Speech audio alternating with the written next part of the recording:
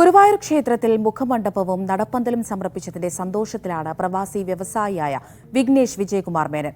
ചെമ്പൽ വാർത്തെടുത്ത 3 താഴികക്കുടങ്ങളോടുകൂടിയ മുഖമണ്ഡപമാണ് ക്ഷേത്രത്തിന് സമർപ്പിച്ചത്. ഗുരുവായൂർ ക്ഷേത്രത്തിന്റെ കിഴക്കേ നടയിൽ ഇനി പുതിയ മുഖമണ്ഡപവും നടപ്പന്തലും.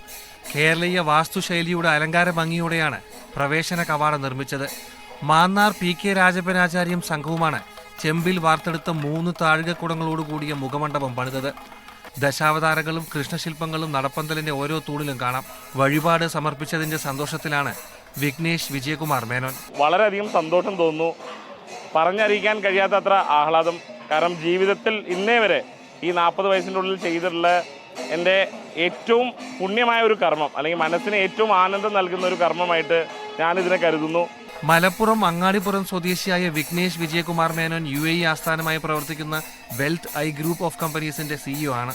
ഗുരുവായൂരിലേക്ക് വഴിപാടായി സമർപ്പിക്കപ്പെട്ട ഥാർ ലേലത്തിൽ പിടിച്ച് വിഘ്നേഷ് നേരത്തെ വാർത്തകളിൽ ഇടം പിടിച്ചിരുന്നു.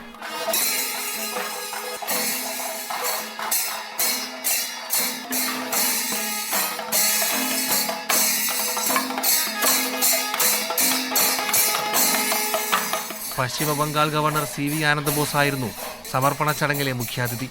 Guruvayur Devaswom chairman doctor VK Vijayan, ക്ഷേത്രം തന്ത്രി Chennas Dineshan Namboodiripad, wealth I group of companies chairman Vijayakumar Menon ഉൾപ്പെടെയുള്ള പ്രമുഖരും ചടങ്ങിൽ പങ്കെടുത്തു.